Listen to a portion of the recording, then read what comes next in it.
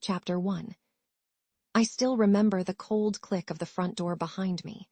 That's when reality set in, the night I never really believed would come. The night my parents tossed me out, as if I were just another bill they couldn't pay. It started with shouting. The kitchen lights shone like interrogation lamps. Mom's voice came first, brittle and sharp. "Emma, this has gone on long enough. We can't do this all by ourselves." The words hung in the air, fat with accusation. Dad stood with his arms crossed, chin lifted, beard bristling. His gaze pinned me where I sat, clutching the strap of my battered backpack like it might anchor me to the world I'd known for 16 years. I tried to keep calm, even with my heart thumping like a trapped bird. I'm trying," I said, my voice shaking as I looked from one to the other. "I got an A on my AP bio exam. I help out. That's not what we're talking about." Mom's face was set, a mask I'd only ever seen when it was aimed at cold callers or sticky-fingered real estate clients. "You're 16, Emma, not a child. You need to start taking financial responsibility.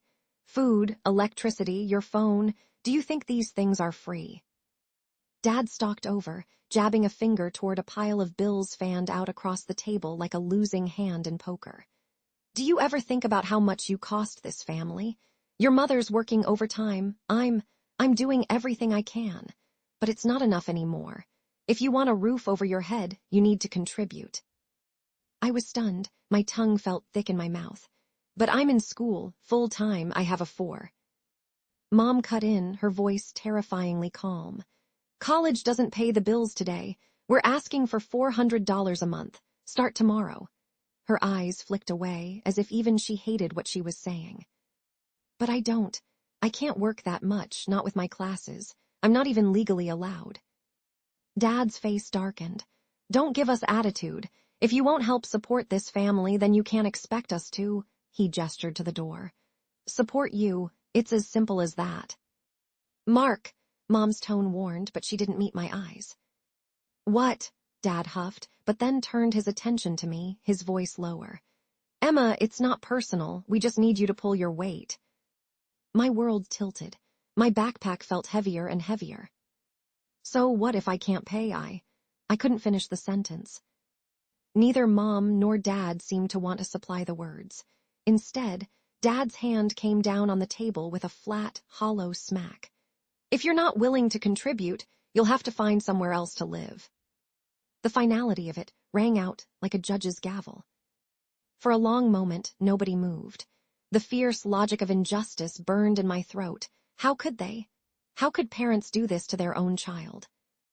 Mom busied herself with a pile of junk mail, refusing to look up. Dad watched me with those impassive, judging eyes. I knew, even then, that begging would do nothing. They'd already decided. I climbed the stairs to my room, knees trembling with shock. Each step was a drag through wet cement. The world outside was turning purple with twilight rain splattering against my window. I dumped my backpack on my bed, uncertain what to pack: clothes, school books, toothbrush, phone charger. I crammed them in, the zipper fighting back against my trembling hands. Each item passed through my fingers felt like an accusation. "Here, the cost of loving you, Emma." When I came back downstairs, my parents stood by the front door in silence. Mom had her arms folded, her lips pressed into a line. Dad fumbled with his keys, his jaw clenched. My body ached to cry, to scream, to throw down my bag and refuse to go. Instead, I zipped up my raincoat, rain already running in rivulets down the glass behind them. No one offered a hug or an apology, not even a word. I was halfway out the door, suitcase bumping the threshold before I blurted out, "I don't understand. I haven't done anything wrong." Mom stared at the floor. Dad wouldn't look at me. I stepped out onto the stoop, and cold rain immediately soaked my shoes. The door closed behind me with a soft, ominous click. There was a pause, a suspended moment where I expected the door to swing open, for anyone to call me back. Nothing. My hair clung to my cheeks as I shuffled away from the only home I'd ever known, sobs catching in my throat. I walked down the block, the rain growing heavier as if the sky itself grieved for me. There was nowhere to go except to Liam's house. He'd always told me if things ever got bad at home, I could crash with him. But this wasn't supposed to happen. The sidewalk glistened under streetlights, puddles deepening. Every car that passed sent a spray of dirty water toward my shoes. My phone buzzed in my pocket, but when I glanced down, it was only a junk email. Not Mom, not Dad. By the time I turned onto Liam Street, 3 miles away, my backpack straps had cut red welts in my shoulders. My teeth chattered as I pressed the doorbell. Liam's mom answered, her eyes widening when she saw my dripping hair and suitcase. "Emma, honey, what happened? Are you okay?" That did it. I broke. The tears came fast, running hot despite the cold. Liam appeared, moving aside so I could step into their bright, bustling kitchen. The smells of fried chicken and laughter from his little brother swirled around me, as foreign as a memory from another life. As I stood there, shivering, the shock set in. My parents had really done it. At 16, I was on my own, not for anything I'd done, but for not providing what they wanted. For a long, long moment, I just stood in the warmth and let myself cry. My hands shook as I pulled the zipper on my backpack. I could smell something burning from the kitchen, but I did not care. My heart was too full. I could barely think. Just a few minutes ago, Mom and Dad started yelling at me. It was like lightning struck inside our house. "Emma, you need to help out more," Mom said. Her eyes were cold. She twisted the dish towel in her hands. "We can't pay for everything by ourselves." I stared at her. "I already clean my room and do my homework," I said. My voice sounded small, even to me. Dad slammed his fist on the table. It made me jump. "That's not what we mean," he said. Dad's face was red and he looked angry. "We need money, Emma. You're 16. You have to start paying your way." Paying? I was so confused. "But I go to school. I'm just a kid. How can you ask me for money?" Mom frowned. "You could get a job. Lots of kids do," she said. I felt my throat close up. Tears pressed at my eyes. "I have a 4, I said. "I'm trying to do well. I can't work that much. I have homework, tests, projects." Dad stood up, looking taller than ever. "Other kids make it work," he said. "If you want to live here, you pay $400 a month, starting now." I gasped. "I can't do that," I said. "Please, that's not fair." Mom's lips were pulled into a thin line. She wouldn't even look at me. "It's the rule," she said. "We're tired and stressed. You have to grow up, Emma." I looked from Mom to Dad. My body shook. I felt like I might be sick. "Where am I supposed to get that money?" I asked. My voice cracked and my cheeks burned. Dad shrugged. "That's your problem," he said. "If you can't do it, maybe you need to stay somewhere else." My mouth was open, but no words came out. I felt tears slide down my face. "You're kicking me out?" I asked. My voice was loud. I sounded scared and angry all at once. Mom picked up her phone like I wasn't even there. She didn't answer me. Dad sighed. "We don't want to do this," he said, "but you leave us no choice, either help or go." I wanted to run, but I made myself stand tall. "You're my parents," I said. My words came out in a whisper now. "You're supposed to care about me." Neither of them looked at me. For a second, I thought maybe Mom would say sorry, but she just walked out of the kitchen. My hands shook harder as I packed my things. My pillow, my favorite jeans, my binder full of notes and dreams for college. Each thing felt heavier than the last. When I walked to the door, I looked back one last time. Dad was rubbing his head. Mom watched TV, her face stiff. "Are you really going to let me leave?" I asked. I hoped for someone to say, "Stop, Emma, we were wrong, stay." No one answered. I felt broken. I stepped outside. It was raining. I got soaked right away. The cold rain felt good against my hot face. I started to walk. Every step felt strange. This was not supposed to happen. My hands kept shaking. I thought, where do I go? I only had one person in mind. Liam. He was my best friend. Maybe his family would help. I kept walking, hugging my backpack close. The rain hit my cheeks. I did not even care if anyone saw me cry. After a long time, I reached Liam's house. My feet hurt. My hair dripped water like a sad mop. I rang the bell, hoping someone was home. Liam opened the door fast. He looked surprised. "Emma, what happened?" he said. I tried to smile, but my mouth shook. "My parents kicked me out," I said. That was all I could get out before sobbing. Liam's mom, Mrs. Carter, came into the hallway. "Emma, did you walk here? In the rain?" she asked. I nodded, wiping my eyes. I felt so small. Liam stepped back and let me in. Mrs. Carter hugged me, warm and soft. "Of course you can stay, sweetie," she said. I started crying harder. "I don't get it," I said. "They told me I have to pay rent or leave. I'm only 16, it's not fair." Liam shook his head. "That's not normal, Emma," he said. He looked angry for me. Mrs. Carter led me to their living room.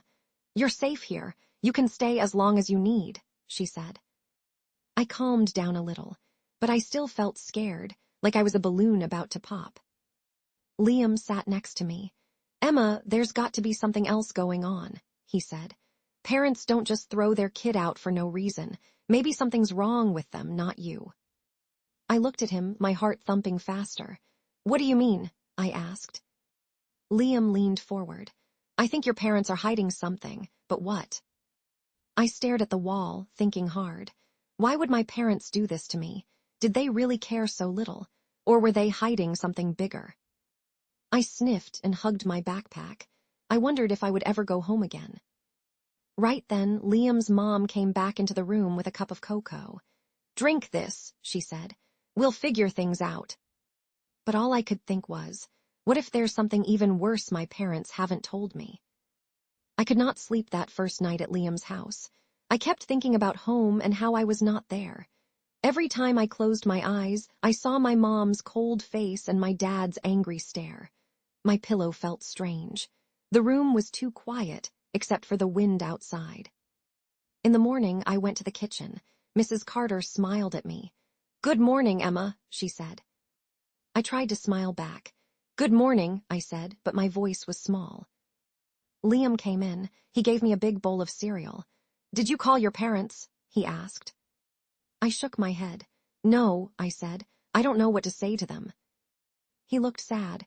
"Still no message from them," he said. I checked my phone. Nothing from Mom or Dad. Just a text from my math teacher about homework. Mrs. Carter sat beside me. "You look tired, Emma," she said. I nodded. I kept thinking, what did I do wrong? Why don't they want me? I said. My throat hurt and I tried not to cry again. Mrs. Carter squeezed my hand. "This is not your fault," she said. "You did nothing wrong, sweetie." I felt a tear fall down my cheek. "They always said school was important," I said. "I got good grades. I never got in trouble. Why do they think I have to pay rent?" Liam shook his head. "I don't get it either," he said. "My parents never asked me for money." I looked at him. "Do you think they'll ever call?" I said. I felt small, like I was 6 years old, not 16. He shrugged. "If they don't, that's not okay. You can stay here," he said. "We want you here." My chest hurt, but I tried to smile. "Thanks," I said. When we walked to school, Liam kept talking, trying to make me laugh. But my mind was stuck on my parents. Every car that passed made me look up, hoping maybe it was Mom coming to get me. But it never was. At lunch, I could not eat much. Liam watched me. "Are you okay?" he asked. I shook my head. "I don't feel hungry," I said. "What if my parents never call? Or worse, what if they do but just to yell at me again?" Liam looked serious. "Emma, can I ask you something?" he said. I nodded. "Did anything strange happen at home before the fight?" he said. "Money stuff, bills, arguments." I thought hard. "Sometimes I heard them whispering about money," I said, "but they always stopped if I came into the room." Liam frowned. "They could be having money problems," he said, "but that still doesn't mean it's right to do that to you." I nodded, feeling a little angry but also scared. "Why didn't they just tell me?" I said. When we got back to his house after school, Mrs. Carter was busy. She had fresh cookies on the table.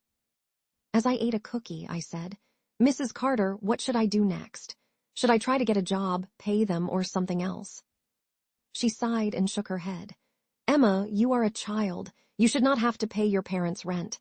They are supposed to take care of you," she said. If you want, I can help you talk to someone who knows about this stuff. Liam nodded. My dad has a friend who's a lawyer, he said. Maybe he can tell you what your rights are. My eyes went wide. Would he really help me? I said. Of course, Mrs. Carter said. You are safe here, Emma. We will help you. I felt a wave of relief, but questions rushed in too. What if my parents try to make me pay anyway? I said. Or what if they get mad at me for asking for help? Mrs. Carter squeezed my hand again. We will help you through it. You are brave and smart, she said. I said, I don't feel brave right now. I just feel lost. Liam said, you're not lost, you're here, and you're stronger than you think. I smiled just a little bit. I hoped he was right. The next day after school, I sat at the Carter's computer. I started searching the internet. I typed, can parents charge rent to a minor? And hit search. I read for a long time. My mouth dropped open. Liam, I yelled. He ran over. What's wrong? He said. I pointed to the screen. Look at this. It says parents can't make a kid pay rent if they're under 18. It's actually against the law. Liam read out loud. Minors can't be charged rent. Parents must take care of their kids until they're adults. My hands shook with anger and relief. Why did my parents lie to me? I asked. Why did they make me feel like I did something wrong? Liam looked worried. Emma, maybe they need more money than you know, he said. What if something's really wrong at your house? Right then my phone buzzed. I grabbed it fast, my hands shaking. It was a new email. When I read the first lines, I gasped so loud Liam jumped. He said, what is it? Who's it from? I stared at the screen, not believing what I saw. It's from my parents, I said, my voice shaking. And you won't believe what they just sent me. When I opened the email, I read the words over and over. My eyes stung. I felt my hands get cold and sweaty. My phone shook. I was holding it so tight. Liam sat next to me. He said, what is it, Emma? What did they say? I could hardly talk. It's a bill, I said. My lips felt numb, like I had just eaten ice cream too fast. Liam frowned. A bill? What do you mean? I showed him my phone. Look, they made it on the computer, my parents. They want me to pay $4,800 for rent and everything else. They said I have to pay or they'll get a lawyer. Liam's mouth dropped open. $4,800? That's crazy, he said. That's more than most people spend in months. I felt the tears coming again. I blinked hard, but a few slipped out. Why are they doing this to me? I said. I didn't even have a job before. I'm just a kid. Liam put his hand on my shoulder. He said, this is so wrong, Emma. No parents should do this to their kid. His mom walked in and saw my face. Emma, what's wrong? She said. I showed her my phone with the bill. She gasped and shook her head. Oh, honey, this isn't right at all. I wiped my eyes. What should I do? I said. They said they'll sue me if I don't pay. Liam's mom took a deep breath. First, you don't write back. Not yet. Let's think before we do anything. Liam nodded too. We can look stuff up. There has to be something that explains all this, he said. I was shaking. I just want to know why. Why do my own parents want to hurt me like this? Liam's mom hugged me. She said, sometimes adults make really bad choices. They get scared and they don't know what to do. I pulled away. It's like they don't care about me at all, I said, my voice cracked. It hurts so much. Liam said, whatever happens, we're here, okay? You don't have to do this by yourself. I nodded, but it was hard to feel strong. I stared at the bill again. I could see my mom's words right there. If payment is not made, legal action will follow. My hands shook again. Liam's dad came home just then. He was tall and his voice was serious. What's going on, kids? He said. Liam's mom handed him my phone. Read this, she said. He looked at the screen for a long time. He said, this is not something a parent should ever send to their child. He looked at me. Emma, would you like us to call Mr. Adams? He's a lawyer. He helps families with problems like this. I nodded. Yes, please. Liam grinned at me. See, you're not alone. I wanted to believe him, but I felt tiny and scared. After dinner, we all sat at the kitchen table. Liam pulled his laptop out. "Let's look up bills and rent for our city," he said. "I bet my parents are asking for way more than normal." We searched together. Each apartment we found was about $900 or $1,000 a month. Never $4,800. I shook my head. "They made this up. They just picked a huge number," I said. Liam agreed. "They can't really do this, Emma. Even if you were a grown-up, it wouldn't be fair." Liam's mom patted my hand. "We're going to help you. We'll talk to the lawyer tomorrow. And Emma, if you want, you can stay here as long as you need." My breath came out shaky. "Thank you," I said. "I don't know what would have happened if you didn't let me stay." Liam smiled. "You do the same for me." That night I sat in bed and made plans in my head. I wrote down everything my parents sent me. I saved the email and every mean message. I wanted proof, just in case. I decided, I won't let them scare me. But as I turned off the light, I whispered, what if my parents come here? What if they really try to take me to court? I stared at the dark ceiling, my heart pounding. What would happen next? Would I ever have a real family again? Or would I lose them forever? As I closed my eyes, I wondered if I was strong enough for what was coming. The next morning, I woke up with a heavy feeling in my chest. I stared at the ceiling, thinking about the email and the big number $4,800. It was so much money. I didn't know how anyone could ask their own kid for that. I felt scared, then mad, then just very tired. Liam knocked on my door. "Emma, are you okay?" he said. I sat up and tried to smile. "A little," I said, "but my stomach hurts." He said, "Do you want to eat?" I shook my head. "Not yet." We sat on the edge of the bed together. Liam looked at me. He said, "Did your parents say anything else?" I frowned and shook my head. "No, just that one email. I wonder if Mom or Dad cares how I feel at all. It's like they only see me as money." He made a fist. "It's so unfair, Emma," he said. "No one I know ever got a bill from their family." I stared at the floor. "I keep thinking I did something wrong," I said, "but I know I didn't." He nodded. "You didn't, this isn't your fault." He nudged my shoulder. "Maybe we should get help today, see what we can do." Downstairs, Mrs. Carter was cleaning up breakfast. She noticed my face. "You look worried, honey," she said. I told her, I can't believe my parents want $4,800. I looked it up with Liam. That's more than rent for 3 apartments. She nodded. "It's not right what they're doing, and you're a minor. Legally, they can't do this." "I don't even have a job yet," I said. "How could I ever pay that? And now I'm kind of scared of what they'll do next." She came over and gave me a gentle hug. "We talked to Mr. Adams, the lawyer," she said. "He wants to meet you tonight. He'll explain what your rights are." My hands felt icy. "What if they call the police on me?" I asked. "What if I get in trouble?" Liam's mom shook her head. "They can't do that. You are still a child. They are supposed to take care of you, not make you pay bills and threaten you." Liam leaned forward. "Emma, what's your plan? Are you going to answer them?" I shook my head. "No way. Not until I talk to someone who knows the rules better." Liam smiled. "That's smart." The whole school day, I tried to focus, but I kept thinking about the big bill and my parents' cold faces. During lunch, Liam poked at his food. He said, "Do you think your parents ever cared?" That hurt. I blinked back tears. I thought they did, but now I don't know. He said, "Maybe there's stuff we don't know, like secrets or problems they never told you about." I nodded.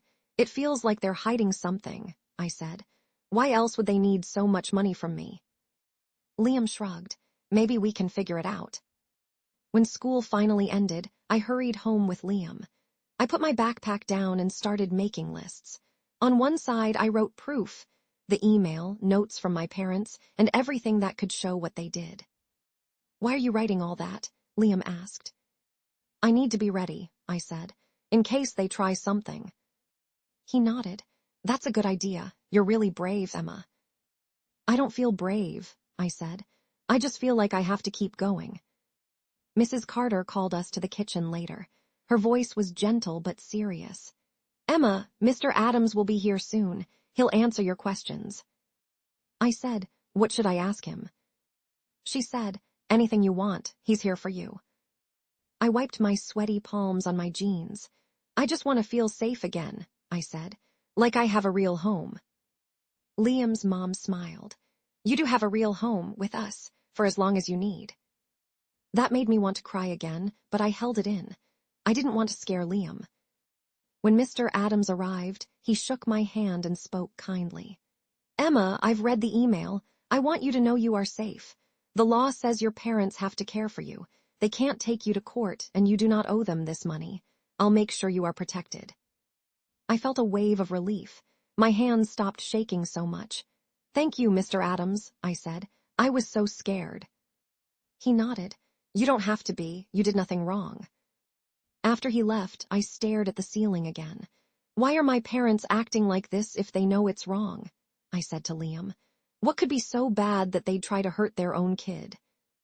Liam was quiet for a moment. Then he said, There's something else they aren't telling you, Emma. I can feel it. I looked at Liam and shivered. My heart beat fast. I wondered what were my parents hiding, and would I ever find out the truth? I wanted to prove everyone wrong. I wanted to prove my parents wrong most of all.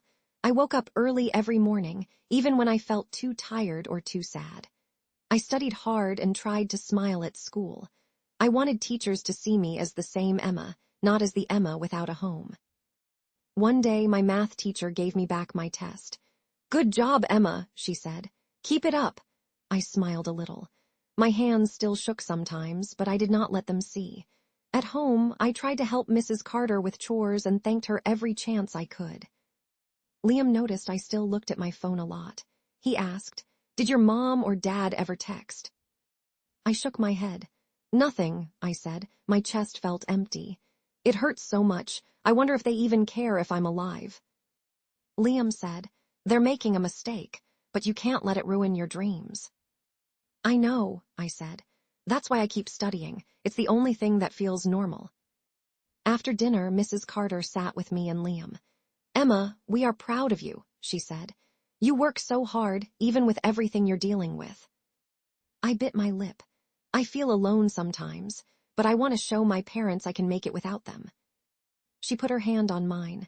You don't have to be alone, she said. You have us, and you can always ask for help. I nodded. Thank you, Mrs. Carter. I want to find a job so I don't have to bother anyone, maybe at the library. Liam smiled and said, That's a good idea. You love books, and it's close to school. I bet they'd hire you. The next day, I went to the library and filled out an application. My heart pounded while I waited for the librarian. She looked at my paper. You're Emma, she said. I nodded. Yes, ma'am, I said. I can work after school and on Saturdays. She smiled. We need someone to help put away books. I think you'd be great. Can you start next week? I nodded again, this time a real smile on my face. Thank you, I said. After that, I opened a bank account with Mrs. Carter. The teller looked surprised that I did not have a parent with me, but Mrs. Carter explained everything. I felt so proud and nervous, holding my own bank card. All week, I worked hard at school and did my best at the library. I made a chart for every dollar I saved. Liam helped me make a budget. At night, we watched videos together about how to save money. Sometimes I was so busy, I forgot to be sad. One day after school, the guidance counselor called me into her office. She said, Emma, someone wants to see you. It's your Aunt Clara. My heart jumped. Aunt Clara, I said. I thought she lived far away. Mom and her haven't talked in years. Aunt Clara came in, wearing a fancy jacket and shiny shoes. She smiled at me. I heard you're having a tough time, she said. I felt kind of scared. I remembered Mom always saying Aunt Clara was bossy. But she hugged me and said, I want to help. I want to hear your version of what happened. I told her everything. I told her how my parents threw me out and sent the scary bill. I said, I just want to finish high school. I just want someone to care. She looked angry, but not at me. This isn't how family should act, she said. Your mom and dad have made a lot of bad money choices for years. I can help you if you want. I could not say anything for a minute. My head felt full of questions. Would you really let me stay with you? I asked. She nodded. You'd have your own room. I'll help you get ready for college. You have so much promise, Emma. I looked at Liam and Mrs. Carter when I got home. Aunt Clara wants to help me and let me live with her, I said. Liam smiled. That's awesome, Emma. But I hugged my legs and said, I'm scared. What if depending on Clara doesn't work out? What if everyone leaves me? Mrs. Carter hugged me. Not everyone leaves, she said, and you can always count on us and Clara too. I called Aunt Clara back. I said, okay, I want to try, but I want to be independent too. I want to learn how to care for myself. She laughed. That's the right attitude. Let's make a plan together, she said. That night, we sat at her house with notebooks. Aunt Clara showed me how to plan for college and save for the future. She said, your mom and dad never learned this. That's why things got so bad. I stared at the page. I want to be different, I said. I want to be free. Aunt Clara nodded. You already are, Emma. You just don't know it yet. I felt hope for the very first time, but a tiny voice still whispered, what about Mom and Dad? What secrets are they hiding from me? I wanted to know, and I was ready to find out. 3 months had passed since my world changed. Every morning, I watched the sun come through Aunt Clara's window and felt a little more like myself. I did my homework at her kitchen table, and sometimes she would look over my shoulder and smile. You're working so hard, Emma, Aunt Clara said one night while I was typing an essay. I said, I don't want to mess up. I need good grades for a scholarship. She nodded and said, and you will get one. I can feel it.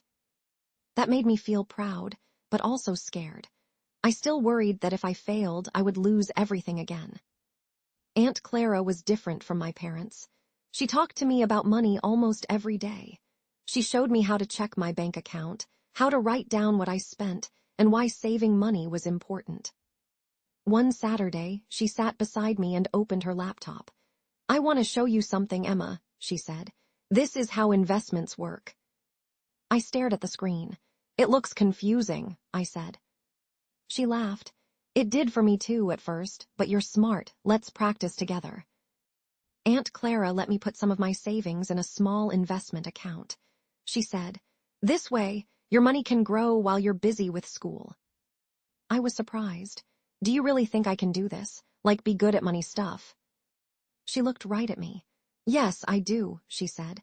You're already better than many adults. That week, my school made an announcement in the gym. We are proud to give the Excellence Award to Emma Carter, the principal said. People clapped. I was shocked. My hands shook as I walked to get the ribbon. Some kids even cheered. After my old math teacher said, Emma, you inspire everyone here. When we got home, Aunt Clara hugged me. You did this, Emma. You earned it. I felt happy for the first time in a long time. Still, when I sat alone at night, I felt a strange emptiness. My mom still hadn't written. My dad never called. One Thursday, I went to a coffee shop to do homework.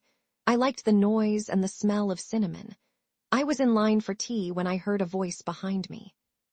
Please, you have to give me more time, the man said. We're not ready to pay yet. Please, just 1 more month. I froze. I knew that voice. It was Dad. I turned, heart pounding, and saw him sitting in the corner, clutching his phone tight to his ear. He looked thinner and his face had deep lines. He did not see me. He whispered, We're going to lose the house. Don't you get it? I have nothing left. Just please let us keep it a little longer. I stepped back. My knees felt weak. I felt angry but sad too. So this was their secret. My parents were losing our home. Maybe that was why they tried to get money from me.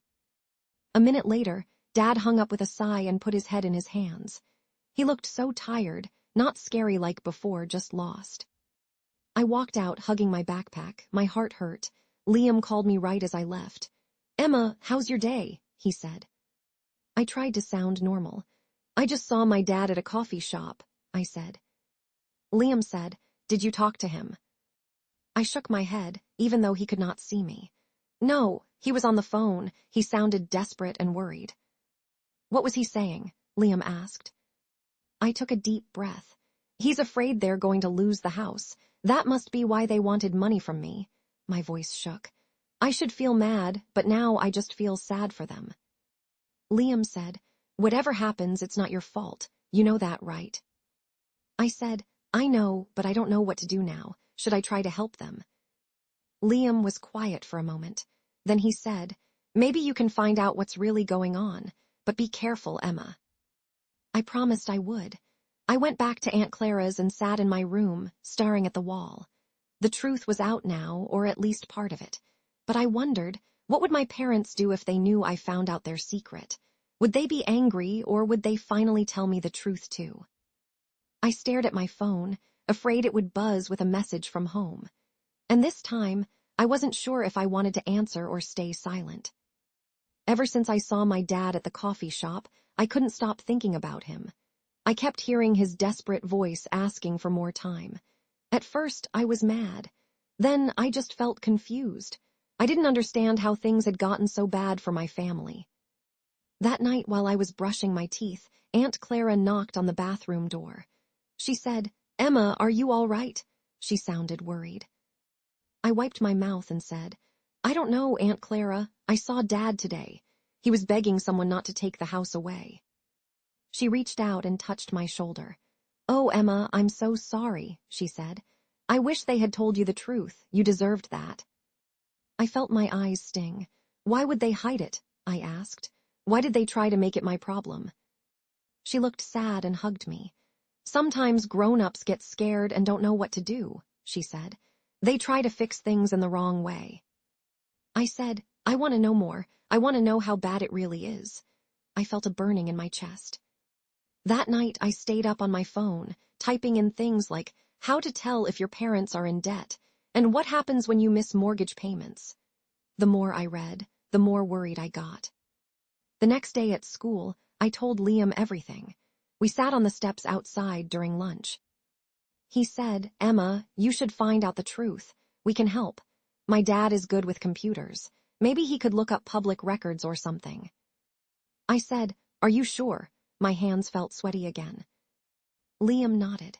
"Yeah, you deserve to know. I bet your parents owe a lot or they wouldn't be acting so weird." That afternoon, I asked Aunt Clara, "Can you help me look at stuff online about Mom and Dad's house? Like, are there any signs it's in trouble?" She frowned but said, "Sure, Emma. We can check property records.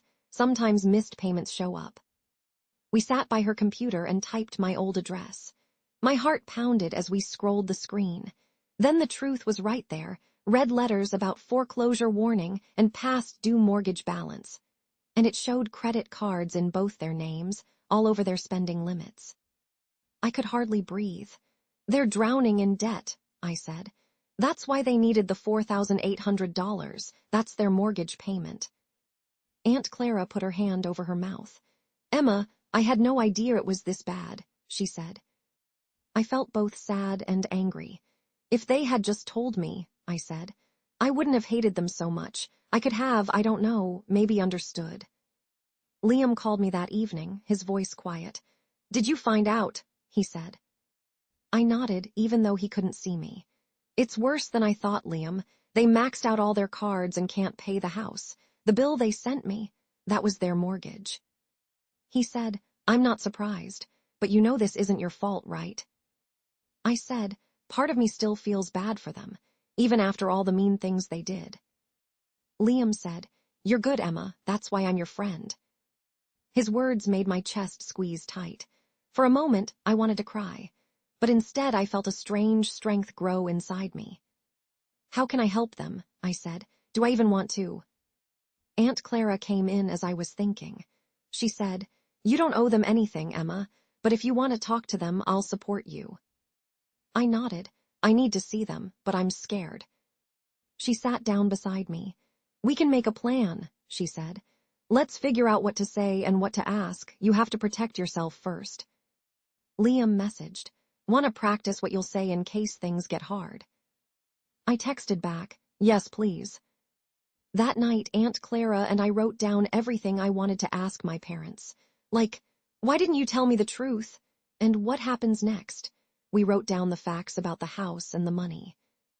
Aunt Clara said, "Remember, Emma, No matter what they say or do, you have people who care about you. I looked up and said, do you think they'll listen to me, or just yell again?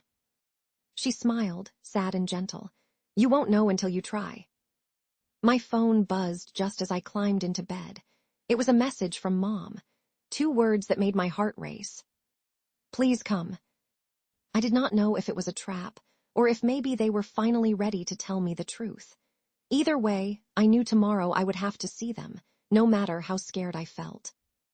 My whole body shook as Aunt Clara drove me to my old house. I stared out the window, thinking about all the things I wanted to say. My hands wouldn't stop trembling. Aunt Clara said, breathe, Emma, I'll wait outside. If you need me, just come get me. I nodded, but I felt like I could throw up from being so scared. When I walked up to my door, I paused. The grass was long and brown. The window blinds were crooked. Everything looked different. I rang the bell and I heard footsteps inside. Mom opened the door. She looked older. Her eyes were red like she had been crying. Emma, she said in a soft voice, come in. I stepped inside. The living room was a mess. Papers were all over the table. I saw envelopes that said things like final notice and past due. My dad sat in the kitchen. He didn't even look up at first. I put down my backpack. Why did you want me to come? I said. Mom pulled out a chair at the table. We need to talk, she said. We haven't been honest with you. Dad finally looked up. His eyes were tired, almost empty. He said, Emma, sit down, please. I sat. For a long time, nobody said anything. I felt anger and sadness bubbling up inside me. Mom wiped her eyes. We lost control of things, she said. With money, the house, the bills, everything. Dad grabbed one of the bills and held it up. We were so scared, he said. We just wanted things to go back to normal, but they kept getting worse. I felt my voice quake. Why didn't you just tell me? Why did you send me that bill like I was a stranger? Dad looked away. Mom shook her head. We thought maybe if you helped we could buy some time, she said. But it was wrong. We see that now. I blinked, a tear slipping down my cheek. It hurt me, I said. You told me I wasn't wanted unless I gave you money. I thought you hated me. Dad gripped the table so tight his knuckles turned white. I'm sorry, Emma, he said. I messed up. I lost my job months ago. We were embarrassed. Mom started crying. We lied to you. We lied to everyone. I took a deep breath. You tried to make me pay your mortgage. That's not fair. I'm just a kid. She nodded, sobbing. We know, honey. You were always the responsible one. We should have protected you, not the other way around. I pulled my notebook out of my bag and slid it across the table. I know about the debt, I said. I know about the foreclosure letters. You can't hide it anymore. Dad put his head down and wept. We are losing our home, Emma, he said. Everything we tried to do just made things worse. I stared at both of them. For so long, I wanted to hate them. Now I just wished things had been different. Mom sniffled, wiping her nose. Do you hate us? She said. I shook my head. I don't hate you, I said. But I can't come back here and save you. I'm doing well now. I have help. Aunt Clara, Liam, and his family. But I have a plan. Maybe it can help us all. Dad sat up, hope flickering in his eyes. What plan? He said. I opened my folder and slid out some neat papers. Aunt Clara helped me make a budget, I said. And a plan for fixing problems. It's not magic, but it's real. Mom stared as I explained. I pointed to the numbers. You need to talk to the bank. They might let you change the payments. Dad nodded slowly. Is this really possible? I said, it won't be easy, but it's better than trying to get money from your own daughter. Mom covered her mouth. She whispered, I'm sorry, Emma, I'm so sorry. I felt tears fall from my eyes. I want you to get help. You can't pretend or hide forever. Dad wiped his eyes. Will you come home now, Emma? I stared at my parents and thought about everything that happened. I said, I'll always care about you, but I need to be somewhere safe for me. Right now, that's with Aunt Clara. Mom nodded, and for the first time, she let me go. As I walked out, Dad called after me, Emma, we're proud of you, even when we didn't show it. I stepped outside into the sun. My heart ached, but it also felt lighter. Aunt Clara was waiting by the car. She said, "How did it go?" I wiped my eyes and tried to smile. "They listened," I said. "I think they might accept my help." She hugged me tight. I looked up at the sky and wondered, if I could be strong enough to save myself, maybe I could help save my family too. I took a deep breath and knew this was just the beginning of something new. The next morning, everything felt different. I looked out Aunt Clara's window and watched the sun rise. My heart beat fast in my chest, but it didn't hurt the same way as before. Something had changed in me. I knew I couldn't fix everything, but I also knew I was not a little kid anymore. I got dressed and made myself some toast. Aunt Clara came into the kitchen. She smiled at me. "You look strong today," she said. I nodded and said, "I think I am. I have a plan now." She poured her coffee and said, "Your parents called late last night. They want your help with the mortgage papers." I felt a little afraid, but also proud. "I'll do it," I said, "but I want to be in charge of my own money from now on." She squeezed my hand. "You're very smart, don't forget it." I packed my folder with all the plans Aunt Clara and I worked on. Liam texted me and said, "You got this, Emma. I'm proud of you."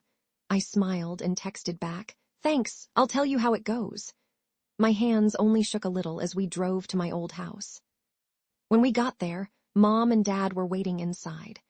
The kitchen was still messy, but this time they both looked up at me with softer eyes. "Good morning, Emma," Mom said. Dad rubbed his hands together and said, "Thank you for coming." I sat down and put my papers on the table. Mom pointed at the stack and said, "Are those the plans?" I nodded.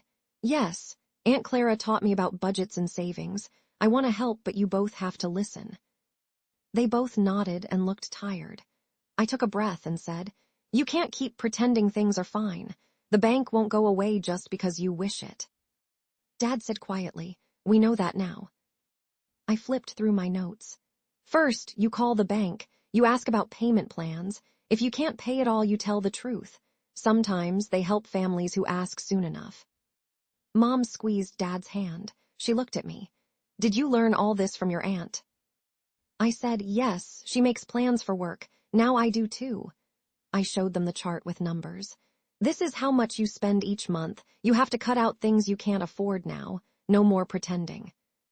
Dad stared at the paper. "I wish I had your courage," he said. My throat felt tight. "I had to be brave," I said. "You stopped helping me, so I learned to help myself. But now we can help each other." Mom's eyes filled with tears. "We're sorry, Emma," she said. "So sorry for all the pain." I felt hot tears rise up too. "I just want us to be honest. If you ask for help again, I want it to be real, not a trick." Dad nodded and wiped his face. "We promise," he said. "You can trust us." I nodded. "You can trust me too, but I'm not moving back.